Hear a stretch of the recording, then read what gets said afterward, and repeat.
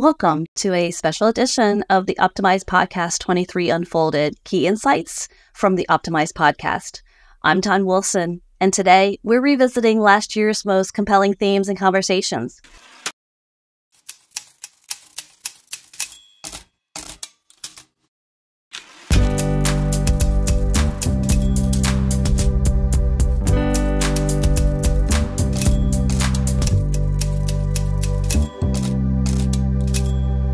Today, we're revisiting last year's most compelling themes and conversations. From communication challenges to AI's transformative impacts, we engage in discussions that enlighten and challenged our perspectives. So, grab a drink and let's dive back into these moments and uncover the insights defining our year. Theme 1, Effective Communication. Our journey begins with the pivotal essence of effective communication, a cornerstone of business success. In this highlight reel, we're revisiting the most compelling segments of our past episodes, featuring insights from industry leaders and experts. They don't just discuss effective communication, they demonstrate its profound impact on real-world business scenarios. Get ready to be captivated by these influential conversations and discover how communication can be your gateway to success in the competitive business landscape. For me, as you said, it doesn't always go smoothly, right? And so I've always understood and wanted and sought after good capture strategies because good capture strategies lead to good proposal strategies. What I sort of intonated at the beginning is while I focus on proposals in my organization, we do some limited capture, and we do some limited capture mostly out of necessity. When you find that the capture hasn't been developed properly, what happens is you constantly seek the answers, the information, the strategy, the solutions, the discriminators, the gaps, etc., that you're missing for the elements of telling the true compelling story. And so I think for me, I see things like that not necessarily always going well when you haven't developed and documented, frankly, a really well-developed capture strategy. It becomes one of those things where you then sort of have to peel back the onion from proposals and get to the core, the center of, I guess, the goodness of an onion in order to get to the actual story there. So yes, we see that doesn't always happen, I think, as beautifully as we would like it to. But I definitely like to see good capture strategies documented in proposals. Absolutely. You read my mind completely because I was thinking about the handoff, and one of the other mantras is that we can't read minds. The proposal team cannot read minds. And so, we sometimes will see, even during like a pink team or a red team, or even further along the process, you'll see comments of like, why isn't this, in the proposal? Why aren't we talking about X? Why wasn't Y highlighted? And that's because it's living in the head of a capture team member or an executive or a PM, but it was never transitioned over either through a solutioning session or a documentation, maybe a kickoff briefing or notes in a capture record. So I'm not a fan of busy work or, documentation for documentation's sake, like, big slide decks of like capture like 100 slides. Like, no, I'm not a fan of that. We talk about it all the time. I'm not going to say work-life balance. I'm not going to say it.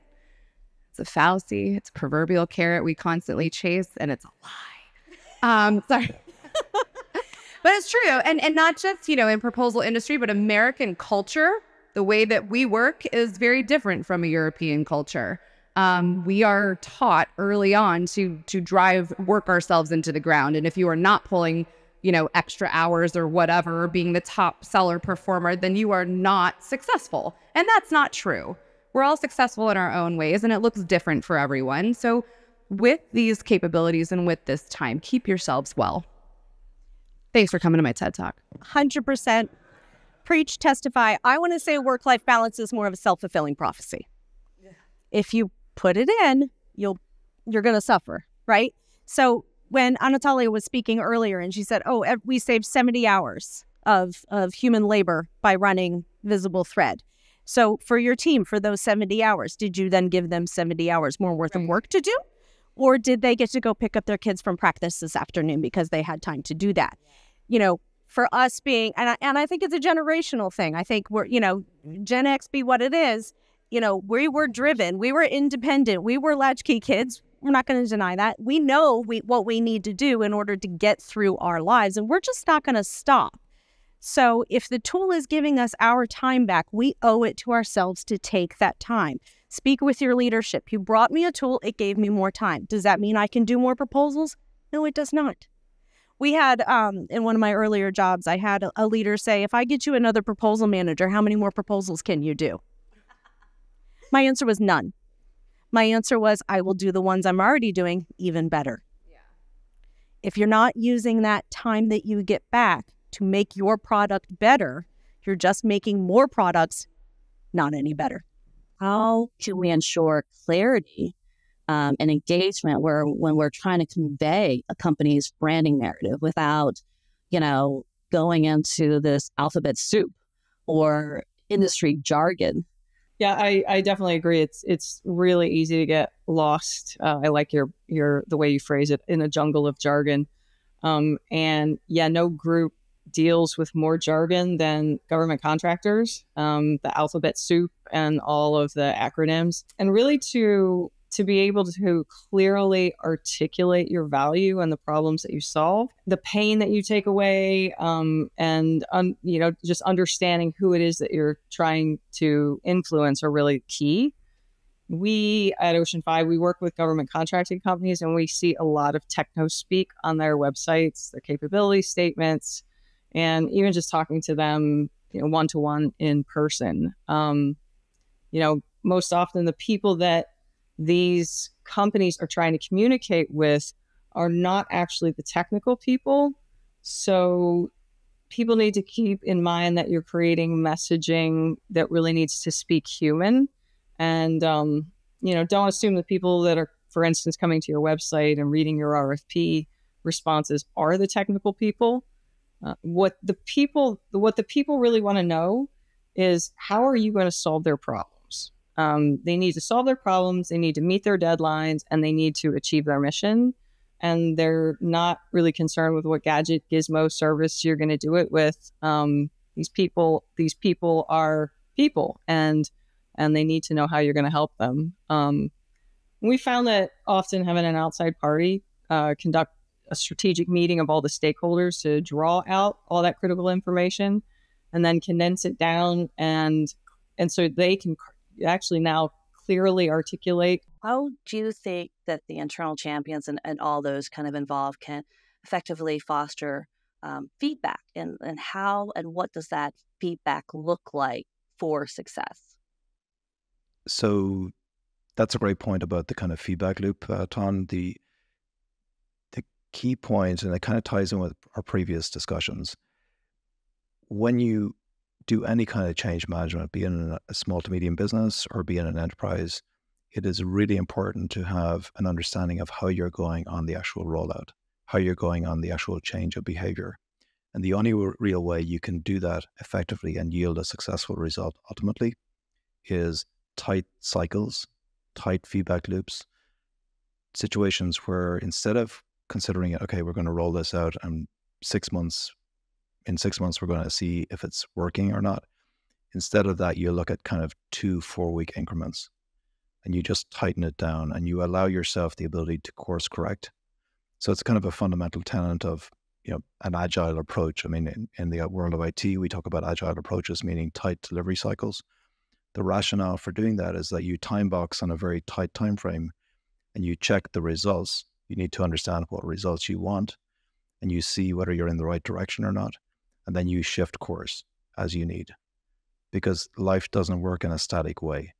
So it's not like we have this master plan. It's going to take, 4 months to conceive, and then we're going to roll it out. It's going to be another 4 or 6 months, and then we're going to see the results. It's much more, okay, the first month is, what's our initial place that we want to see change? If a tiny sliver of the overall objectives. Let's measure that. Let's course correct as we need. Let's get people involved. And that's an entirely, it's completely dependent on effective communication for both the coordinating party, and in a large organization, that's a dedicated person. In a smaller organization, that's going to be a part of the C-suite in some way. It'll be a part of their weekly status calls. Okay, we bought this software. We expected it to do X. is it doing X? Who's supposed to be using it? Are they using it? Have they been trained on it? Are they getting the results we thought we would get when we actually signed off on the purchase order on this and the investment? Because if you don't do that, and we have examples where customers, and it's befuddling, it's crazy. They buy our software and they pay no attention to the post-purchase point. It's almost as if like they believe it's just going to magically work on its own. It isn't. And if you don't have your people using it effectively, and we spend a lot of time and energy, having our staff, our customer success staff, working closely with our customers once the software is bought. But if you can't get that engagement on the other side, it's a waste of time for all concerned. It's like the old phrase goes, you can bring the horse to water, but you cannot make the horse drink. And in this case, we see it, and it's a very strange thing. You wonder, why would somebody drop X $1,000s on a piece of software when they're not going to actually give it a fair crack at actually being successful? And that is right back to that whole idea of how do you do successful change in behavior? And that is predicated on to a huge extent on effective communication, both internal and external. Theme 2, Technology and AI. Next, we discuss the world of technology and artificial intelligence, exploring the nexus of innovation and practicality. In these segments, our podcast sheds light on the intricate processes and evaluation approaches governing cutting-edge technologies and AI integration and adoption. We'll hear from our thought leaders and experts who embrace these advancements and critically analyze their potential to revolutionize our industry. This journey is not about adopting new tools. It's about opening our minds to the possibility of technology and AI. Join us as we explore the transformative power of these technologies and unwrap how they can be harnessed to propel us into a future with untapped potential and unprecedented success. How do you perceive AI's influence, especially giving the small business an edge, like you've said? Great question. You're watching in real time how AI is making a change. And I do want to take it back a little while. I've been doing a lot of robotic process automation, RPA. Wasn't called that before, it was just process automation. There were other things that you would do because we've been building automated business processes for a very long time. This falls in line with what people started to look at AI as a way of just automating out certain things. Added a future machine learning element. Machine learning, just to kind of cap that, machine learning is where you've taught the machine to learn from the different things that you are putting into the system. So the data you're feeding it is allowing it to train itself, and it is able to learn on its own. But you've got to set those algorithms up of how it learns. I don't want to go down into that. We don't have anywhere near enough time just to talk about the simple ways of doing that. But the machine learning has taken it to that next level, and it's allowing for small businesses to start to leverage the intelligence of other people's craft. What I mean by that is, take us back to the proposal writing experience. I'm somebody who I have a very good technical acumen. I've been a chief enterprise architect for, it was CSC at the time, then CSRA, now GDIT. I was rated as one of the top 5% in the company because of the acumen I had for the technical piece. I was very good at doing technical, but very poor at writing. Writing's not my thing. It takes me a long time to figure out what words to put in place. I can take a technical bullet point, drop it into a AI, large language model like ChatGPT, and I can turn out a proposal response in 2 hours, what used to take me 2 weeks to turn out because I just take so long to write. So from a small business standpoint, it really helps the technical people to be able to provide their expertise quickly in a way that enables us to kind of turn out prose and well-written prose at that point for the company. So there was a term used by one of the attendees here that I loved, was being process agnostic. And I always use the term tool agnostic, right? And so it doesn't matter what process I'm trying to, improve, or what problem or, solution I'm trying to provide. I look at the process and what the problem is first, and then I decide, is there a tool to use to kind of solve that? Like in this whole, we've thrown out a lot of different types of tools here today. VisibleThread is a tool, Grammarly, there's so many out there. How do you pick the right tool for the process, or do you shape the process around a tool? I love that question. People, process, tools, right? Or technology. There's an order there. The people have to know what they're doing. The process has to be in place in order for the tool to fit into the process. If you think you need a tool but you don't know why, you don't need a tool, you need a process. Once you figure out what step that is, then you find the tools that can help you make those steps be accomplished faster. That's that co-pilot philosophy, right? How can I use technology to make me better at my job, not to replace me from being able to do my job? So the way I see it is, your people need to understand kind of the gist. What do you need to get out of the process? They need to then develop that process before you can even consider what tool, because that tool might change what your process ends up being. Then it becomes a cycle. And I think for a proposal person in general, we all know what needs to happen in the proposal. And one of the speakers earlier today said, I'm going to give my capture manager what I need in order for them to get me a winning proposal. I will then create that winning proposal. That's always been my philosophy as well. We've got to work our way back. And so for us in the proposal industry to say, I don't have to spend my time creating a starter compliance matrix, I can research the customer. Or I can go back and read through the capture plan in a little bit greater detail. I can start using my own industry expertise to make this product better, not just in a functionality of a proposal document from a document management perspective, but from a content management perspective and an intelligence management perspective. I think those who find their time being opened up are going to be able to research more, learn more about their own organization and their own organizational capabilities, and become more of a subject matter expert from within. How do you perceive some of these advancements influencing or shaping the technology adoption realm? So AI is yet another layer of kind of consideration when you think about automation in the environment. And I think there is a kind of a rush. It's like pretty much every hype cycle. I'm not suggesting that generative AI is a hype cycle, but with every kind of new innovation, the internet itself, the advent of the smartphone, AI is of a similar kind of stature. And the situation that's most important to keep in mind is that AI has been around an awful long time. It's the generative AI type of AI that is new. And that is something that's very good at certain use cases, certain jobs, and it's not so good at other jobs. So to make that concrete, generative AI is not so good at mathematical jobs. So if I want to reliably, do something in tech land, like read and write to a database, so user management, for instance, you would never use generative AI for user management or for workspace management or for parsing out a Microsoft Word file, but you would absolutely use it for other jobs. So for instance, summarization of text, the creative element of writing good proposals, that's where generative AI can really shine.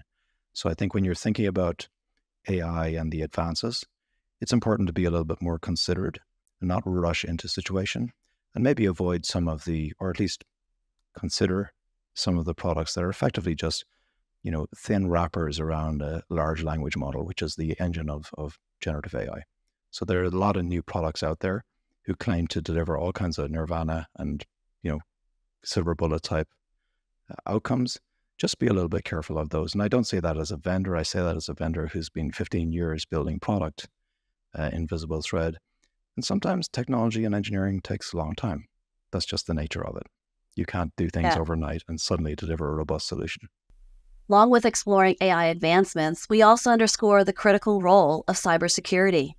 In these segments, we discuss how safeguarding digital innovation is as essential as technology. So we've spoken kind of at length about the immense potential of AI, the value it brings, but the potential and the challenges are pretty significant when it comes to cybersecurity. And AI is a great tool, but it's not without its pitfalls, especially when you're considering cybersecurity. So how do you view the current landscape, especially considering the importance of staying vigilant and being proactive? Yeah, Tom. So the National Institute of Standards and Technology, or NIST, which is a really great authority for cybersecurity and a bunch of other offshoots of IT, launched their AI risk management framework this past January, which is a really relevant timeline, given how, things change and the policy doesn't normally keep up with that change, but they're actually really staying on top of it this time. And the risk management framework is to help users of AI better manage the risks to individuals, to organizations, and society at large associated with using artificial intelligence, specifically to help cultivate the trust in using AI technologies and promote using AI for innovation while mitigating that risk. And it's a 86-page document, but what it distills down into is largely having a holistic cybersecurity policy for your company, not just specific to AI. And it lends itself to the incorporation of that AI system into your overall policy. And that kind of comes down to the basics, right? NIST has a bunch of other documentation and guides for small, large businesses, federal, et cetera. And most of them come down to the simple things that we know of, password management and don't click on malicious links and stuff like that. But those are the foundational concepts where, as a company, how you manage your data and segregate the data and don't put the production data next to the HR data, because AI is a tool, it's a data aggregation tool. The purpose of it is to take all of that data, put it together, and spit something else out. And so you get privacy concerns that way, where something that you might not want to be aggregated into the algorithm might get aggregated. And so you have to have policies in place to mitigate that as you're onboarding an AI system into your company. I know when you talk about adoption and everything, you also need to stress the need for heightened security with AI adoption. Can you talk a little about security and elaborate on that? Yeah, so security in AI is kind of a really important factor, particularly when you're dealing with regulated industries. And again, I don't know if the awareness is out there to the extent it needs to be.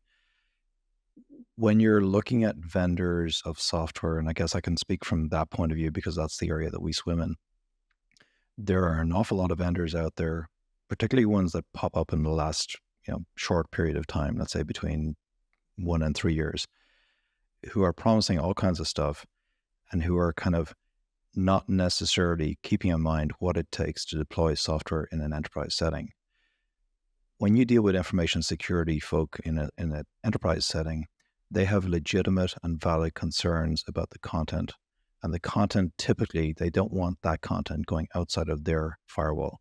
Now, that's a tech way of saying it just has to be 100% locked down.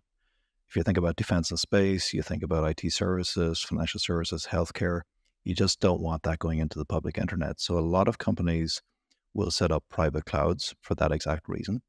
In defense and space, or in kind of more, situations where you've got CUI considerations and you've got, skiffs going on and whatnot. These private clouds are really your entry point. If you're using LLMs, large language models, which are fundamentally the engine of generative AI, if you're using GPT, for instance, which, OpenAI was the first to democratize the whole generative AI 1 year ago, actually, with GPT and ChatGPT. Once you put that content into a GPT type large language model, it's basically violating the security stance and posture, because you don't know. There's a number of factors here. You could be training inadvertently, but that's mostly locked down now. I think most of the large language model guys have kind of got options for that.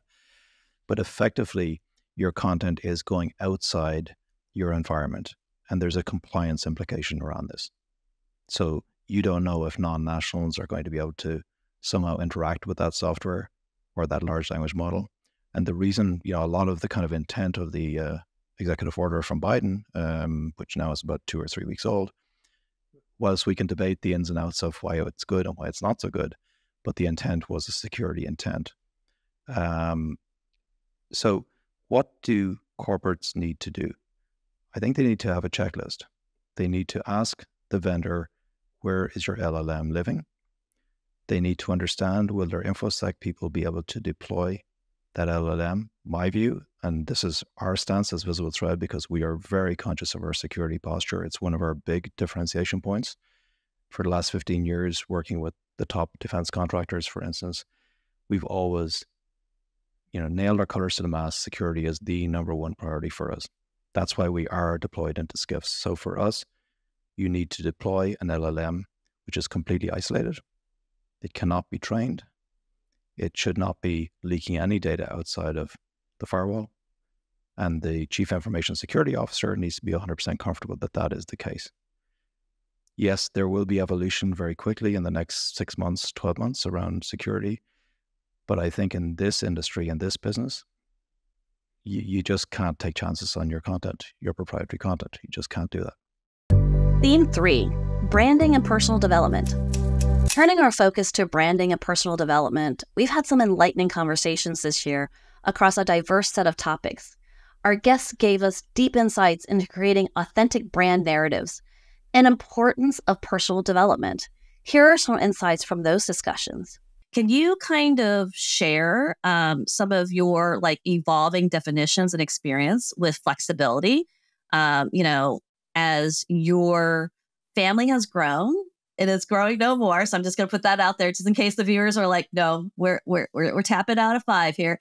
But as your company kind of grows, because I know you want to grow your business into a different world. So how do you establish and maintain those boundaries, and how do you define that flexibility? Well, it is, to your point, it's not an easy thing to do. And it's a lesson still, as a woman in my 40s, I'm still learning.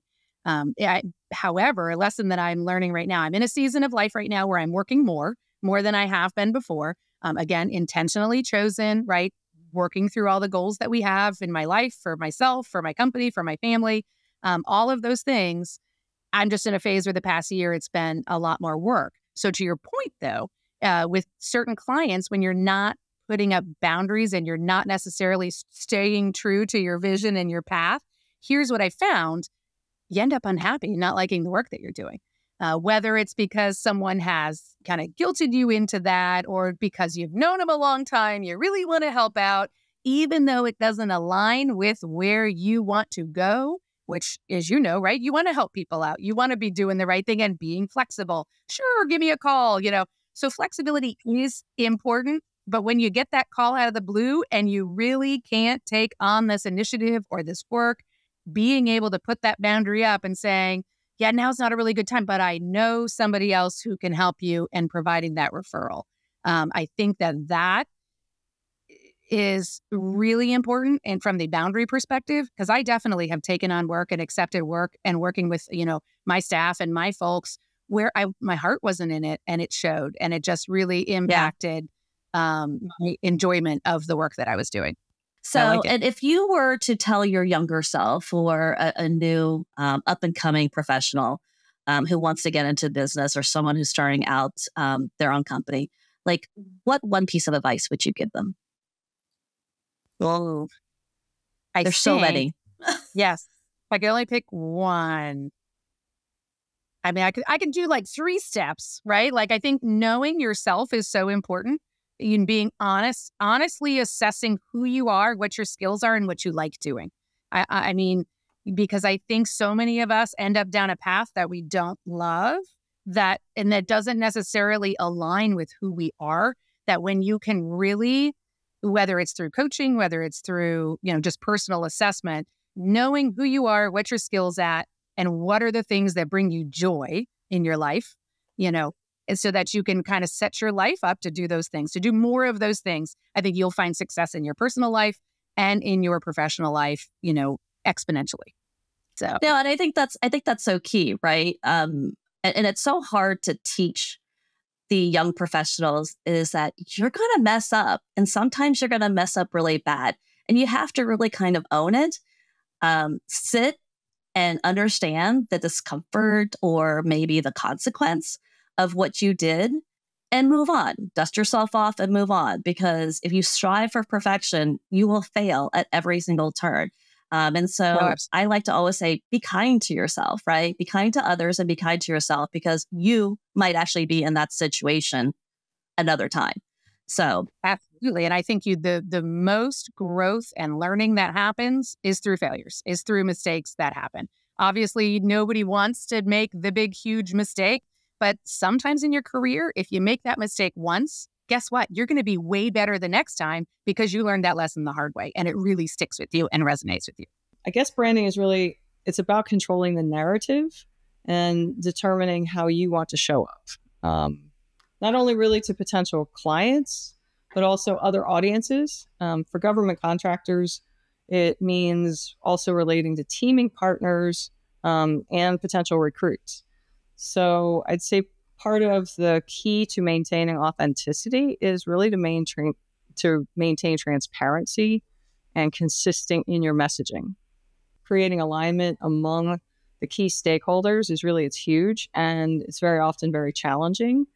When we run our marketing and messaging workshops for our clients, the first thing that we do is really try to get input from all the key stakeholders and, and try to work towards that alignment. I guess we kind of consider our workshops to be, mostly strategy, but also a part therapy session, because it's really amazing to see how out of alignment the members of leadership are in their thinking, and to try to get everybody on the same page is really can be a stumbling block for a company. And then, once you have everybody's input, then you really just need to sit down and take a good hard look and draw out what is truly important. And then the next step after that would be creating very clear and concise company messaging that then flows into important tools like the company website, your capability statement, sales pitch decks, proposals, just really everything, because having the key messaging align across every touch point that your target market comes in contact with. And remember, could be employees, it could be teaming partners, could be your end client, influencers. That's what actually develops and is the key to brand trust. So you want to keep in mind clarity and transparency and authenticity when you're creating your company messaging, and keeping it consistent, just keeping it consistent. Theme 4, leadership and team dynamics. Finally, leadership and team dynamics has been a cornerstone of our discussions. In our episodes, we explored the evolving nature of leadership and the importance of fostering effective team collaboration.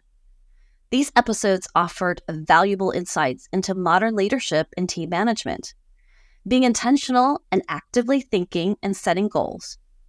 Internal organizational champions are also critical in organizational change. So identify, what went wrong there. I think one of those things that often goes wrong is just like a resourcing discussion, and having a conversation upfront, pre-RFP, really working through an overarching kind of capture management strategy of a legitimate identification of the resourcing needs, internal and external, that you need to support a particular bid will save so much time, energy, effort, tears, as you're kind of working through these baton passes. Employee consultant burnout is a very, very real thing, especially in our environment. And recognizing that upfront, identifying people by name, ensuring everybody's got a backup or that somebody's being communicated with about what is happening within this resourcing discussion, I think will keep the conversation flowing. I think it will reduce baton drops because somebody is always there to kind of pick it up and run, even if we've lost time, even if we have to restart something. I think some of that resourcing discussion is something that is a really key takeaway from this, as soon and as early as you can identify that, so that you kind of reduce the problems that you would necessarily have with some of those burnout issues.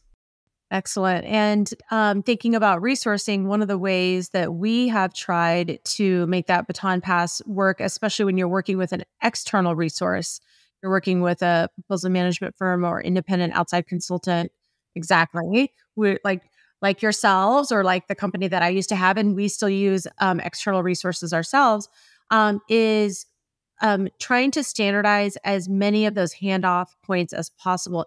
And I'm cautious about using the word standardize because that sounds like really big and heavy and onerous. And I really try to stay away from that. When by standardize, I mean, just like do the same thing, reduce your decision fatigue, right? So for example, these sound so easy, right? And I'm a big fan. I have it over here on my desk. I should grab it. But Checklist Manifesto is a great book.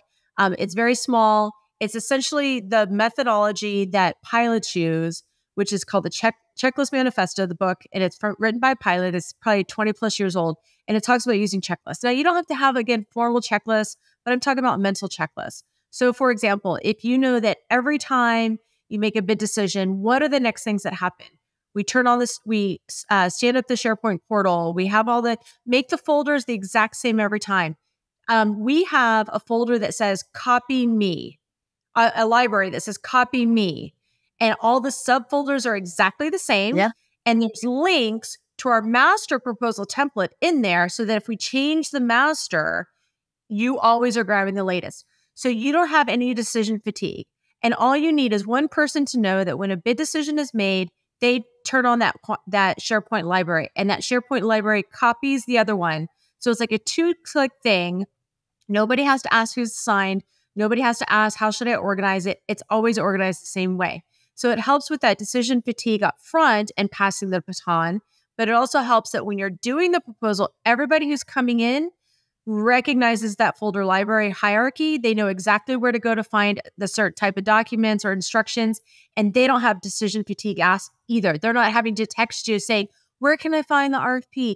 Where can I find the pink team draft? It's always in the same place on every proposal. And it sounds so obvious, but those little things will, again, clear your brain, clear your baton passes, and just that way your brain can focus on the stuff that is added value, intellectual capital, secret sauce, and so on. Yeah, can I grab that thread a little bit? The beauty of doing things like that for yourself is that you create a kind of a culture where everybody accepts that that is what they do. Everybody accesses and utilizes the system, the collaboration platform. Those folders get populated and they are there for posterity's sake, which is great. What I think we often find is we just don't have the files. We don't know where to find things. They're lodged in somebody's head. Why are we doing this again? I think I've written this past performance response. Where is that? So if you can get into a habit of, whether you want to call it standardized or whatever you want to call it, people start using the process, people start respecting the process, and then you start having all of those artifacts available in order to expedite and create efficiencies in the future. Yeah. I'll give you a perfect demo. We're going to ping pong a little bit here, if you don't mind, Tian. So thinking about stuff being in people's heads. When I came on board at my, at EdSource, they had all their they had all their prior proposals organized by year. So instead of because it was in their head, because they knew inherently, oh yeah, we bid on that. It was 2019. It was 2021. They knew to go to that folder. So seems, again, self-evident, but one of the first things we did was like, no, this needs to be organized by agency, because then I don't have to ask someone, where would I find that last State Department proposal, or where would I find that? So little things like that, even how you label it, think about, can somebody find it without asking me? I'm a huge fan of self-service. Huge. Yep.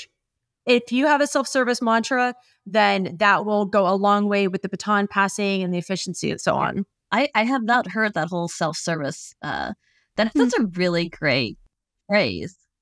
Hey, look, it applies to, I use it for raising my children, the self-service. Yeah. But how do you manage millennials? How do you manage the Gen Zers?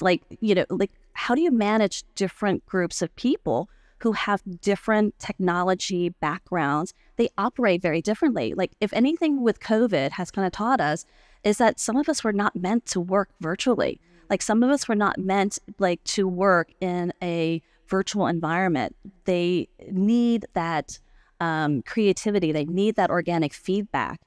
They need that connection. So how do we kind of embrace this brave new world that we have with all the challenges and still be successful? Take the technology out of it. All right, Anatolia, I'm letting it fly. People are very people-y. Title of my future keynote. It's out now. People are very people-y, and if you've ever heard me present before, I've done a lot of presentations about leadership, and you can always count on that. But I could get a call right now that my son fell and broke his wrist, and it would drastically change the way I am showing up in front of you. And so there is a constant variable. The technology, the processes, take all of it out and focus on the people, right? And embrace how someone is showing up, even if it's wildly different than the way you are or the way you communicate. And that goes for leadership too, right? You may report to someone who is just a little different than you are, has different communication styles. But to the point, I think it really does boil down to leadership and acknowledging differences, and then also realizing that we are kind of, regardless of what your generation is or your personality style or anything like that, we're apparently alphas up here now. Thanks for that. That we're all kind of in the same boat though. Still, we're all floating in the same boat, and with expectations, tools, and things that are happening with us and around us. And I think when we remember that, and the other key word too is empathy. Sometimes we have to be smacked in the face real hard before we're able to acknowledge another point of view, and it's unfortunate. So, can you teach it? But you can certainly model it, and at least be aware that we are all walking a very different path, but we come together on lots of things in lots of ways, and tools and technology is certainly one of them, and we're going to approach those differently as people too. So being open-minded. Yeah, absolutely. And I think too, with people, it's play to the skill, train to the weakness. And so, I've managed several teams over the years, and folks come and go, and it's always, somebody's struggling. You might want to consider getting rid of them. You might need, they're probably going to need to be replaced. No specific examples, but to say, let me try to fix them first. Yeah. Maybe they don't know. Maybe we've given something that we did not give them time to learn. We did not give them time to adapt or adjust, or maybe they just haven't figured it out yet. Maybe they have maybe they have a different learning style or a health issue or something that they need to get through personally. And as a manager, you can have those conversations one-on-one without getting HR involved. But you can also look at that individual, as a leader. What is their learning style? Would they do better with a mentor? Would they do better with, take some PTO and just dial it back a minute? How do you get to the best of what that person has to offer on that day at that time? If it becomes consistent, where you try to fix them, they revert back, then you've got a people issue.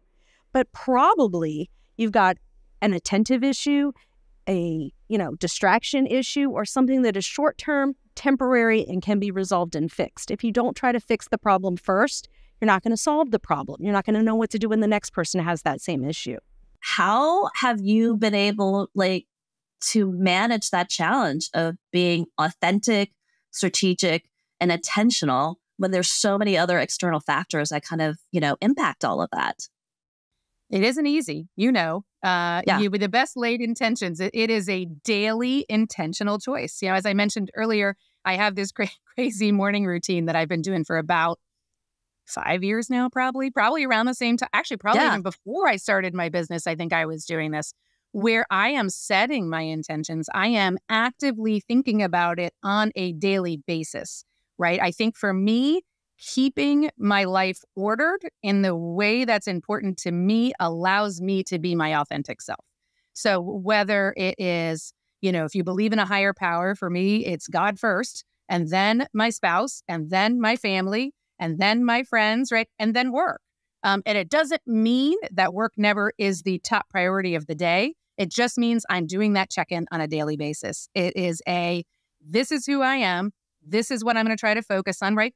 I might write down one day, if I'm going through each of those to keep them in order, I want to make sure I hug my kids every day, each one of them, and tell them I love them, right? Something like that just allows me to keep all the right things in the right order. It isn't easy, but I try to make it a daily intentional focus of mine to sort of stay on track. But going back to something that you said before, right? I think one thing when you were asking me about starting my own business, one component that I skipped that I think is very important, I mentioned assessing your own skills and whether you think you'd be suited for it. The other piece that helps you get the courage to do it, frankly, is to find a mentor, right? For me, we've talked about this before. You were that mentor for me that really was just, you had been, you're finding somebody that's sort of a few years ahead of you, that's done what it is that you want to do. So you can sort of look and say, well, I can see how it's done, right? Then you can sort of envision yourself doing the same thing. So I think we had numerous conversations along the way where I was sort of dabbling in independent consulting, and you were very encouraging, and you were just do it, just go do it, right? Like and I think having that friendship and that mentorship, somebody who is just a little further along than you are, who's done it, was a huge jump in the right direction. So thank you for I that. appreciate that. You're very welcome. You mentioned the notion of having a champion to guide you through this adoption process, and I think that's so important. It brings a sense of like ownership and accountability, especially given like the AI evolution pace. It's such a rapid pace right now. How do you think organizations could effectively identify and empower like these internal quote unquote champions to navigate through this adoption, like voyage? Yeah, it's a great question, and it's just a thought process. From my standpoint, I think the idea of having a champion internally in any enterprise organization is critical to any significant kind of behavior change process with automation. What are the characteristics of that champion? That's a great question. The person needs to be, firstly, it can't be a part-time role. And this is a huge issue, right? A lot of times it'll be, well, I got my day job, I'm whatever, and I'm supposed to be doing this secondary job, which isn't really being empowered to actually deliver anything significant. So the person has got to be more or less full-time on this. The second element of that person is that they need to have a combination of two skills. One is effective communication, and the second is effective enough understanding of tech. They don't need to be a deep dive tech person. They don't need to be a dev person, but they need to have a logical disposition. That's a tricky mix. An effective communicator with good logical talent and skills. They are around. You will find them. I think biasing towards a younger person, not to be ageist, and I'm not exactly spring chicken myself, but I would certainly bias towards a less aged person. Not because they don't have the capacity, they certainly could, but they're probably towards the back end of their career. They probably don't have enough energy to kind of push it through because it requires a lot of energy. It's effectively an internal consultant role. And you're liaising with a lot of different teams. You're trying to do a combination of business modeling. You're trying to do a combination of kind of education, get people on board, understand the tech landscape. So there's quite a bit going on in that role. It is not a part-time role. It's a full-time role. It also can often be thrown into the kind of PMO, program management office. That, in my experience, has been the kiss of death because a lot of that office or those offices can often be unempowered and they don't have any kind of real clout in an organization. So the reporting structure of the person, and there should be multiple of these people in any organization, the reporting structure is important. So they need to report more or less, I wouldn't say directly into the C-suite, but certainly 1 to 2 steps max away from the C-suite, because that gives them power. And they will need to bring people along the journey. So they need to have the ability to crack a whip every so often. So there are the characteristics that gives you success. You don't do that, you just waste your time. It almost sounds like a proposal manager, right?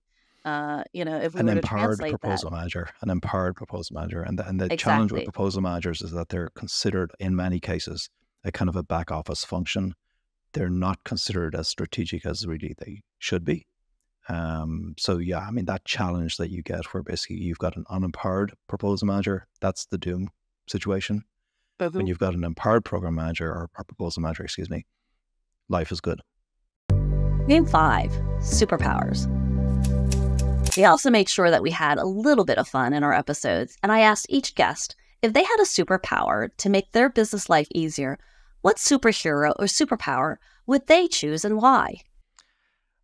I think it's kind of the theme of this entire conversation. It's the ability for me to help other people communicate effectively. Communication is a single superpower I would love to be able to imbue upon teams of people. A little bit of time travel to the evaluation board would help. So you want to be Flash? Like I'm a big superhero fan. I've got a son, so I know all my DC Marvel characters. So you would be Flash. You would want to be able to like time travel. Yeah, maybe it would be a little more about the clairvoyance, element of what are we really, really after here on the evaluation committee board, or, those folks really doing that source selection. But yeah. Jen? If I had a superpower, it would be to convince all the contracting authorities across the whole federal government to use a standard format and maybe just make it like a checklist or something. I don't know. Maybe that checklist again. But, how many times have we seen like the same errors, in the same RP? Like, come on, like same agency. It's like, maybe I changed my mind. If we all have the same superpower, can we superpower it? like mega evolve? Like, that's very Pokemon now. We all want to mega evolve, right? Yes. Or like the transformer, like we each. Yes. Hold on. Yeah. Yeah, I will say that the fact that, controversial take as well, I think the fact that companies that are outside proposal consultants and that whole thing exists is just a sign that it's very inefficient. Like, yes, we need competition. Yes, we need transparency, but the hours and days and lifetimes spent cannot be healthy for the federal government in general, right? So my superpower would be, I don't know, somehow to slash that in like half or something. I don't know. Love it. I have so many different superheroes that it's kind of hard for me to pick, because what you're saying, Jennifer, I would love to have, and this is why I like to participate in the reverse industry days that federal agencies have, because those are really great opportunities for agencies to understand from the industry side how we interpret things, how we're receiving or perceiving things. And so I almost want to be the character from Guardians of the Galaxy. I forget what her name is, but she's the one who's she's an empath. Oh, Mantis. Yes, I kind of want to be like Mantis, right? Like, oh, you're feeling, and be able to kind of communicate and convey that. Because I think at the end of the day, if we all kind of understood or like put ourselves in the other person's shoes, I think it would be huge for everybody to understand where they're coming from, why we say what we do, why we do what we do. And it would avoid a lot of this misunderstanding and, controversy. So for me, I think it would be Dr. Strange and his ability to see all the different permutations and their outcomes, and use that to kind of see the second and third order effects of the integration of AI and kind of mitigate them as you go, so that you don't find out after the fact that you did something wrong. So basically seeing into the future and mitigating it. I'm going to stay on the same line of the telekinesis or the mental power of Professor X from the X-Men. He basically is able to use the machine to see where everyone is, so you can see all the threat and see what they're thinking and kind of work into their minds and do things like that. If I had that superpower of doing that, I can make them take all of their bad ideas and turn them into good. All right, now you're really tapping into my inner geek. I am a big fan of X-Men comics. So while that I have to admit that ultimately I think my favorite superhero really is Nightcrawler. I think the answer to your question would ultimately be the superpower of continuous adaptation. So I think the winner of the ability to adjust to any situation and ensure their survival would be Darwin. Oh. And if you can tie it to an actual superhero, you get bonus points for that too. Okay, well, I'll tell you, because I did so I'm part of the National Contract Management Association, NCMA, and last year I spoke at one of their conferences in the leadership chapter leaders pre-conference conference. And they had us choose a superhero and a superpower. And this one really resonated with me. That would apply in your business life, right? So I'll go there with, because while I think flying would be super cool, I'm not going to lie, I think I don't know how practical it would be. I can't put 5 kids on my back and, go fly off somewhere. I love the one of, have you seen Encanto? Yes. So the cousin Dolores from Encanto, she's the one with the super listening skills. Okay. Oh. That one for me as, a mom of a lot of teenagers right now. And as a business owner, right, just that ability to listen and listen well and to hear people. I think that is such an important superpower. Well, that's a wrap, folks. And thank you for joining us on this retrospective journey. As we gear up for another year of exploration and discovery, let's keep sharing, sipping, and strategizing. And remember, the secret ingredient is a genuine connection and a glass of bourbon infused with a generous splash of wit. So until next time, thank you for listening to the Optimize podcast.